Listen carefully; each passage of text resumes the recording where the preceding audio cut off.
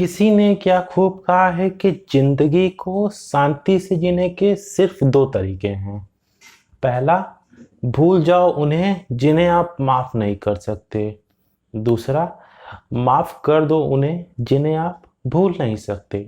मैं जय उत्तरानी स्वागत करता हूं आपका आपके अपने YouTube चैनल उत्तरानी क्लासेज में। फ्रेंड्स, आज हम सब ग्रुप के सेकेंड पार्ट पे हैं और आज हम छोटे छोटे दो एग्जाम्पल हैं जिनको समझेंगे, जिनको प्रूफ करेंगे। देखिए, आइए समझते हैं एग्जाम्पल क्या है।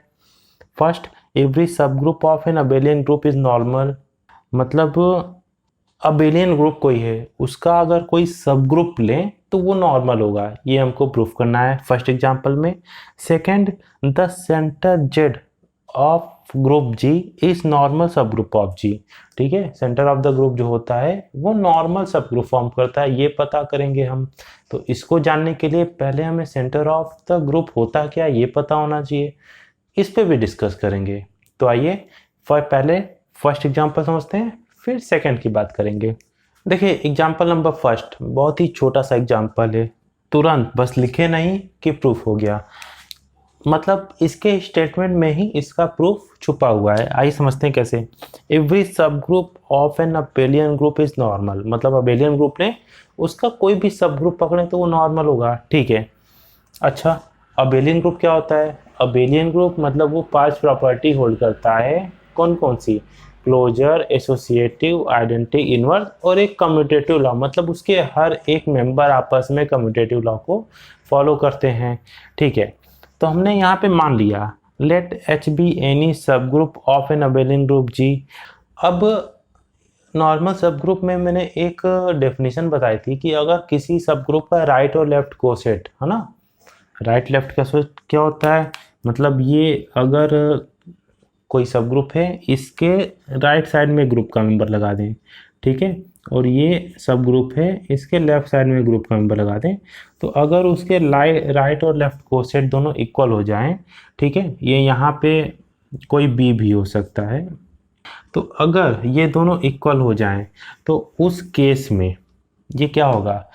ये नॉर्मल फॉर्म करेगा, है ना। तो अब यहाँ पे क्या हो रहा है? यहाँ पे क्योंकि ये अबेलियन है तो कम्यूटेटिव लॉ को होल्ड करता होगा। कम्यूटेटिव लॉ को होल्ड करता होगा मीन्स मुझे H X is equal to X H मिलेगा for every X belongs to G. ठीक है, क्यों? क्योंकि जी अबेलियन है। ठीक है, अबेलियन है तो ये प्रॉपर्टी सेटिस्फाई करेगी, और यही प्रॉपर्टी तो नॉर्मल के लिए होती थी। नॉर्मल के लिए भी तो हम ये प्रॉपर्टी दिखा सकते हैं। मतलब क्या है? Hence H is a normal subgroup of G. H हमारा नॉर्मल सब ग्रुप हो गया। देखिए, क्वेश्चन नंबर सेकंड क्या था? The centre Z of group G is a normal subgroup of G. Centre of the group normal subgroup form करता है, simply हमको ये दिखाना है। ठीक है, तो सेंटर ऑफ द ग्रुप क्या होता है पहले ये समझ लेते हैं। देखिए, यहाँ पे मैंने लिख दिया है if G is a group.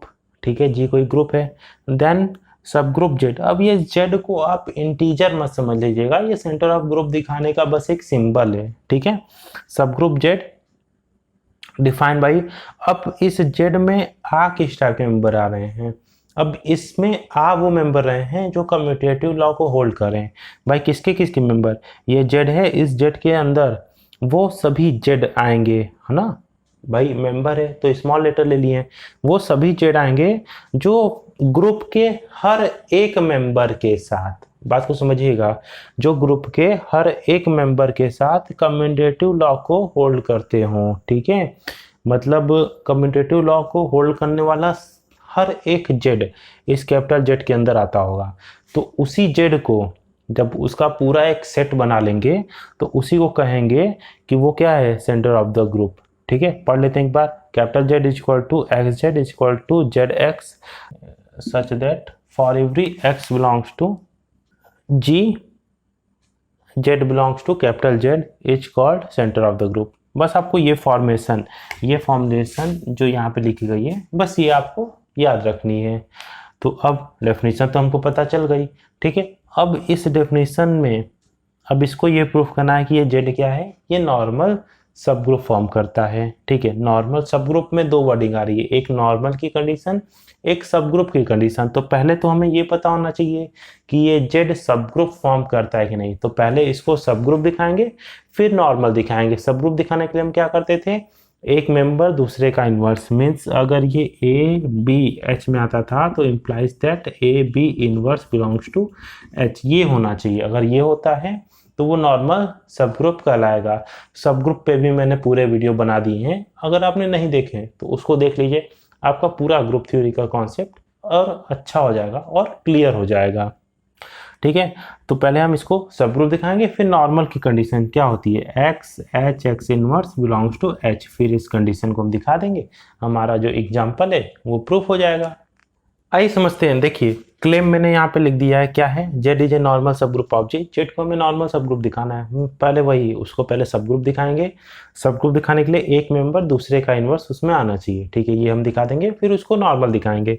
ठीक है, देखिए मैंने यहाँ पे लिख दिया, firstly we prove that Z is a subgroup of G. ठीक है, पहले हम ये प्रूफ करेंगे कि वो सब ग्रुप फॉर्म कर रहा है। ठीक है, Z one Z two Z में आता होगा, कैपिटल जेड में, ठीक है, आता होगा। अब देखिए सेंटर ऑफ द ग्रुप की डेफिनेशन से Z1 x is equal to x Z1, ठीक है, ये दोनों इक्वल होंगे, है ना, मतलब Z1 के साथ x कम्यूटेटिव लॉ को फॉलो करता होगा जी का हर एक मेंबर, Z2 कोई इसका लिए तो इसके साथ भी कम्यूटेटिव लॉ को होल्ड करता होगा। ठीक है, अब देखिए x Z1 बेसिकली हमको इसकी वैल्यू चाहिए। ठीक है, माइंड में इसको रखिएगा। ठीक है, इसको इसी को आगे बताऊंगा।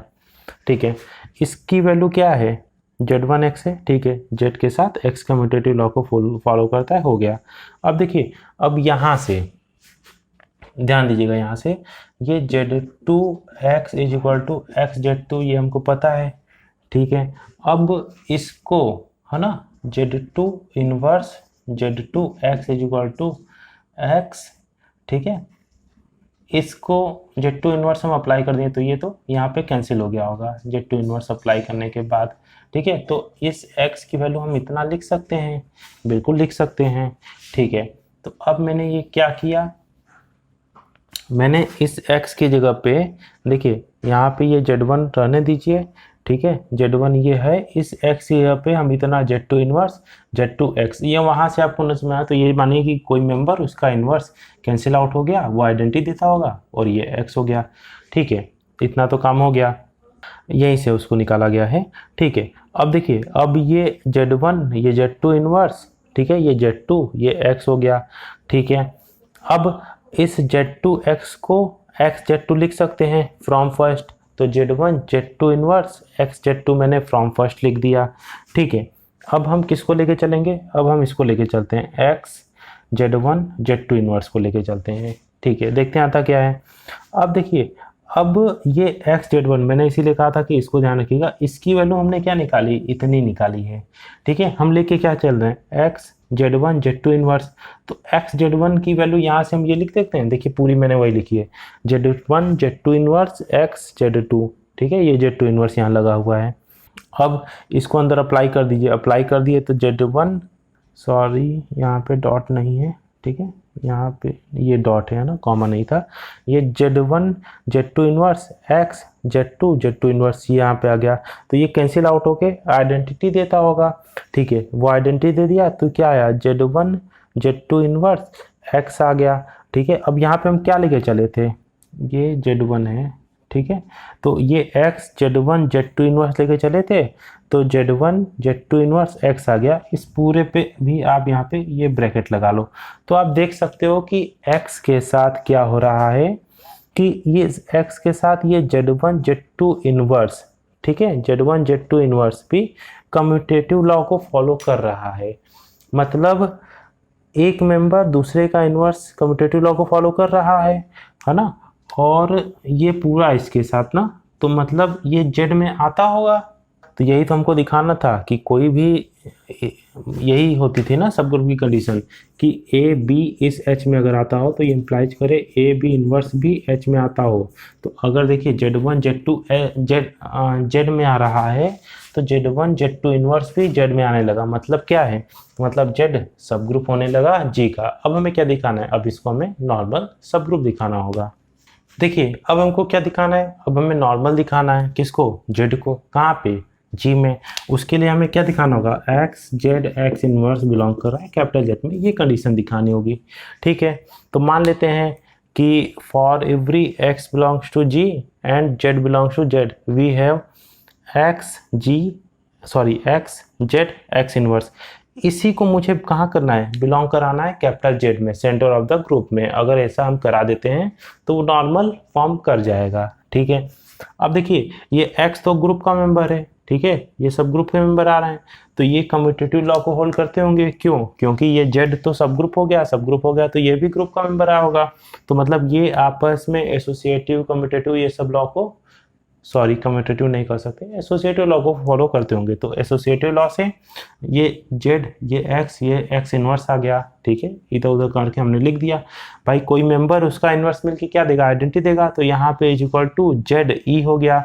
अब कोई आइडेंटिटी किसी मेंबर के साथ ऑपरेट होके वो मेंबर देगी, तो ये क्या हो गया, ये स्मॉल जेड आ गया, ये कहाँ बिलोंग कर रहा है, कैपिटल जेड में। मतलब हम यहाँ पे देखने लगे कि एक्स जेड एक्स इनवर्स की जो फॉर्मेशन थी वो जेड आ गई, और जेड कहाँ का मेंबर है, जेड ऑब्वियस है वो कैपिटल जेड का मेंबर है। मतलब कि ये एक्स जेड एक्स इनवर्स भी कैपिटल जेड का मेंबर है, क्योंकि ये दोनों आपस में इक्वल है, तो ये भी बिलोंग करेगा। ये बिलोंग कर गया मतलब नॉर्मल की जो कंडीशन थी वो सेटिस्फाई कर गई, और वो सेटिस्फाई कर गई तो Z is a normal subgroup of ji. Z क्या है, जी का नॉर्मल सब ग्रुप हो गया, यही हमको दिखाना था। तो फ्रेंड्स आज के लिए इतना ही, मिलते हैं अपने नेक्स्ट में, तब तक के लिए स्वस्थ रहें, मस्त रहें, खुश रहें, जय हिंद।